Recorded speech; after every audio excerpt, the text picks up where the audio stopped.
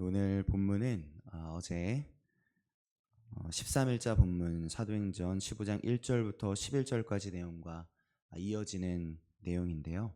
함께 보면 최초의 예루살렘 회의가 어떻게 시작되었는지, 그리고 최초의 예루살렘 회의가 어떻게 이방인들에게도 복음이 전해지는 은혜의 통로가 될 수 있었는지를 발견하게 되는 본문입니다. 먼저 어제 본문의 내용을 정리해 드리려고 합니다. 유대로부터 내려온 어떤 이들이 모세의 법대로 할례를 받지 않으면 구원을 받을 수 없다라고 형제들을 가르칩니다. 그런데 그와는 달리 구원은 오직 믿음으로 하나님의 은혜로 받는 것이라고 선언하면서 이방인들에게도 구원의 문을 여신 하나님을 노래하고 있었던 이 바울과 바나바는 그들의 가르침에 동의할 수 없었죠. 그래서 그들 사이에 다툼과 변론이 일어난 겁니다. 한쪽은 이방인은 유대인처럼 할례를 받고 또 율법을 지켜야 구원받는 거야 라고 외치는 거고, 한쪽은 아니야, 이방인들도 예수님의 이름을 믿음으로 은혜로 구원을 받는 거라고 라면서 외쳤던 것이죠.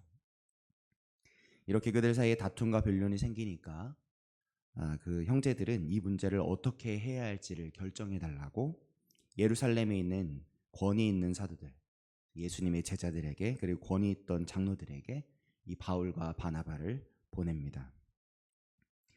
예루살렘에 도착한 이 바울과 바나바는 그곳에서 그간 하나님이 행하신, 자신들을 통해 이방인들에게 행하신 하나님의 모든 일들을 전하죠. 이 바울과 바나바가 경험한 하나님의 역사를 들은 사도들과 장로들은 다시 함께 모여서 의논을 하는데, 오늘 본문에서 표현하기를 그들이 의논하는 동안 많은 변론이 있었다고 표현합니다. 다시 말해서 예루살렘 회의에도 다른 두 주장이 첨예하게 나눴다는 겁니다. 자, 그렇게 많은 변론이 서로 오간 후에 드디어 예수님의 수제자 베드로가 일어나서 선언합니다. 베드로는 어떻게 결정하고 어떻게 말했을까요? 본문 10절과 11절을 함께 읽어보도록 하겠습니다. 사도행전 15장 10절과 11절입니다. 그런데 지금 너희가 어찌하여 하나님을 시험하여 우리 조상과 우리도 능히 매지 못하던 멍에를 제자들의 목에 두려느냐? 그러나 우리는 그들이 우리와 동일하게 주 예수의 은혜로 구원받는 줄을 믿노라 하니라. 아멘. 사도 베드로는 이방인이 할례를 받아야만 구원받는 것이 아니라 오직 주 예수님의 은혜로 구원받는 것이라고 선언하죠. 예, 아멘이십니까? 자, 여기까지가 어제의 본문이고요. 최초의 예루살렘 회의가 어떻게 시작되었는지 그림을 그릴 수 있습니다. 이제 이어서 오늘 본문 내용을 함께 나누려고 하는데, 오늘 본문을 통해서는 어떻게 이 첫 번째 예루살렘 회의가 유대인들을 넘어서 이방인들에게로 예수의 복음의 문을 활짝 여시는 열 수 있는 역사의 통로가 될 수 있었는지를 발견하게 되는데, 그 역사의 통로가 어떻게 될 수 있었는지를 오늘 두 가지 이유를 함께 나누려고 합니다. 첫 번째입니다. 최초의 예루살렘 회의가 어떻게 이방인에게까지 복음의 문을 활짝 여는 역사의 현장이 될 수 있었을까요? 첫 번째는 바로 온 무리가 가만히 말하는 것을 들었기 때문입니다.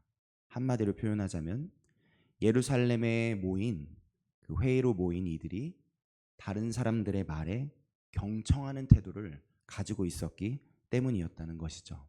같이 한번 고백해 보시겠습니까? 경청하는 태도. 네, 12절을 함께 읽어보도록 하겠습니다. 12절입니다. 온 무리가 가만히 있어 바나바와 바울이 하나님께서 자기들로 말미암아 이방인 중에서 행하신 표적과 기사에 관하여 말하는 것을 듣더니. 베드로가 말을 마치고 나서 이제 바울과 바나바가 하나님이 이방인 가운데서 행하신 놀라운 일들을 말하기 시작하는데, 온 무리가 어떻게 했다고 합니까? 온 무리가 가만히 있어 무엇을 했다고 하죠? 말하는 것을 듣더니라고 합니다. 그들의 말에 귀를 기울여서 경청했다는 것이죠. 분명 앞절에서 보니까 많은 변론이 있었다라고 설명한 것을 보면 거기에 모여있던 이들에게는 서로 다른 생각과 서로 다른 의견이 있었다는 것인데 그런 그들이 모두 어떻게 한 겁니까? 나와 생각이 다른 바나바와 바울의 말을 가만히 듣고 경청했다는 것입니다. 그리고 바로 그 경청하는 그들의 태도가 이 첫 번째 예루살렘 회의를 복음이 온 열방을 향해 열리는 놀라운 통로가 되게 한 것이죠. 여러분, 그렇지 않은 다른 여느 회의를 생각해 보시길 바랍니다. 누군가가 일어나서 이렇게 말합니다. 무언가를 말합니다. 그런데 이 사람 나와 다른 의견이네.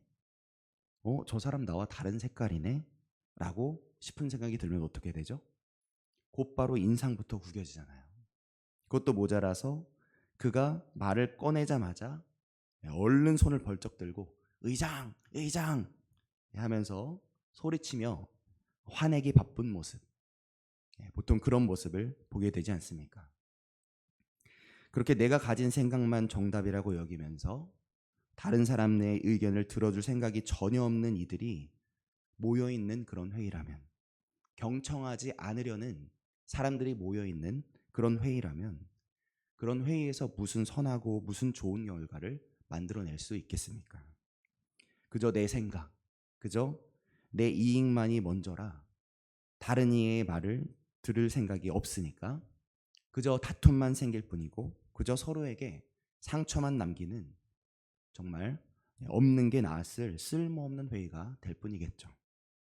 그런데 오늘 최초의 예루살렘 회의는 달랐던 겁니다. 어떻게 달랐습니까?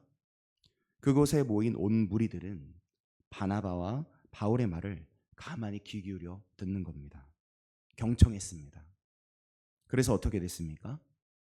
그들의 경청하려는 태도는 결국 감춰져 있던 하나님 아버지의 진심을 발견하는 통로가 되는 겁니다.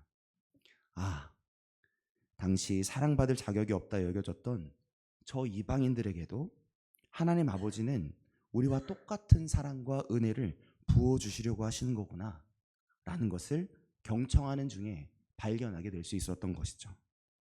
그래서 최초의 예루살렘 회의는 결국 그 하나님 아버지의 너른 사랑, 그 복된 소식이 유대인을 넘어서 온 세상으로 전달되게 되는 역사의 시작점으로 설 수 있게 된 것입니다.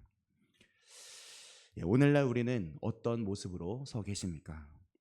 우리는 오늘 다른 사람들의 말을 가만히 귀 기울여 들어주는 경청의 사람이신가요?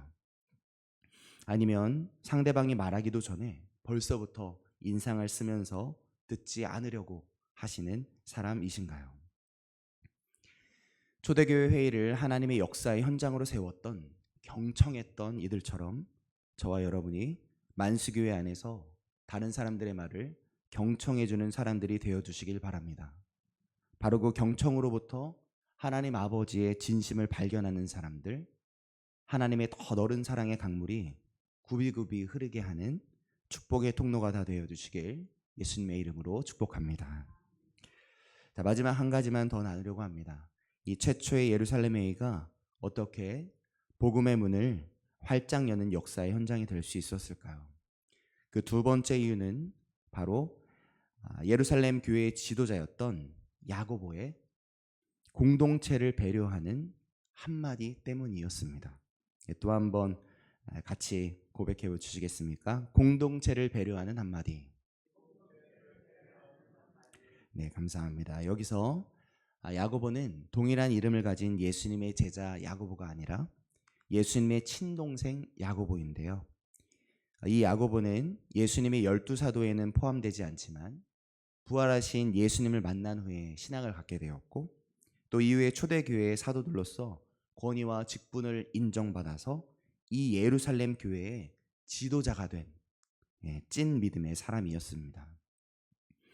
이 야고보는 바나바와 바울의 고백이 끝나자 모든 이방인들로 주님을 찾게 하려 하신다는 구약 성경의 선지자 아모스의 말씀을 가져와서 예언의 말씀이 지금 이 바나바와 바울이 전해준 하나님의 역사와 일치한다고 선언합니다. 그런 후에 이제 그러므로라고 말하면서 자신의 결론을 이야기하는데 뭐라고 말하면서 그 결론을 사람들 앞에 말했을까요? 19절에 보니까 이렇게 말합니다. 그러므로 내 의견에는 이라고 말합니다. 그러므로 뭐라고 했다고요? 내 의견에는 이라고 말하죠. 여러분 생각해 보시길 바랍니다. 자신이 이 예루살렘 교회의 대표자입니다. 그것뿐만이 아니라 모든 이들로 주를 찾게 하려 하신다는 자신이 말하는 주장은 아모스 선지자가 이미 구약 성경에서 말했던 예언과 일치하는 말씀, 즉 하나님의 성령과도 하나님의 말씀과도 일치하는 아주 옳은 주장이었죠. 그렇다면 그 정도로 정확하고 그 정도로 옳고 확고하다면 보통 그러므로라고 말한 후에 어떻게 이어서 말했겠습니까? 보통이라면 이렇게 말하지 않았을까요? 그러므로 지금부터 이방인을 괴롭게 하려는 사람은 하나님의 말씀도 모르는 사람이다 라든지, 아니면 이미 선지자 아모스 말씀에도 써있지 않냐, 그러므로 이제부터 이방인을 괴롭히는 사람은 하나님의 뜻을 묵살하는 사람으로 여길 것이다 라고 소리치기 바빴을 것이죠. 그리고 사실 그렇게 말한다 해도 잘못 말한 게 없습니다. 다 맞는 말이잖아요. 그러나 이 예루살렘의 지도자였던 야고보가 그 자리에서 그렇게 말했다면, 그렇게 자신의 옳은 주장, 자신의 아주 성경적인 주장을 목청껏 소리쳤다면 그 회의가 어떻게 되었겠습니까? 어쩌면 이 첫 번째 예루살렘 회의는 다툼과 분열로 마무리되었을지도 모릅니다. 내가 아무리 옳고 내가 바른 의견을 외쳤다고 해도 나와 다른 의견을 가졌던 사람들의 마음은 읽지 않으려는 태도, 너희는 틀렸으니 내 옳은 주장에 따라야 한다는 강요하는 태도가 되었을 것이 분명하니까 말이죠. 그러나 오늘 예루살렘 교회의 리더 야고보는 자기 생각이 옳고 그 옳음을 하나님의 말씀으로 증명할 수 있는데도 그럼에도 불구하고 이렇게 말하는 겁니다. 그러므로 내 의견에는 여러분, 이 한마디가 너무나도 중요한 한마디죠. 야고보는 내가 맞고 너가 틀리니까 내 말을 따라라 라고 말하지 않습니다.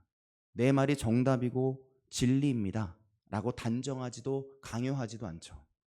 그는 나의 의견은 이렇습니다 라고 조심스럽게 말합니다. 왜 그렇게 말하는 겁니까? 야고보는 초대교회에 생긴 이 심각한 문제 앞에서 서로 다른 의견으로 함께 모여 고민하면서 그 자리에 모여 있는 사람들, 그 주님의 공동체 한 사람 한 사람을 생각하는 마음으로 배려가 담긴 그 한마디를 사용했던 것이죠. 내가 분명히 맞고 내가 너무 옳기에 내 옳음을 마음껏 소리친 것이 아니라 그곳에 모인 나와 다른 의견을 가진 사람들의 마음을 함께 바라보면서 그들을 함께 배려하는 말로 조심스럽게 나의 의견으로서 자신의 생각을 전한 것입니다. 여러분, 그랬더니 어떻게 되었습니까?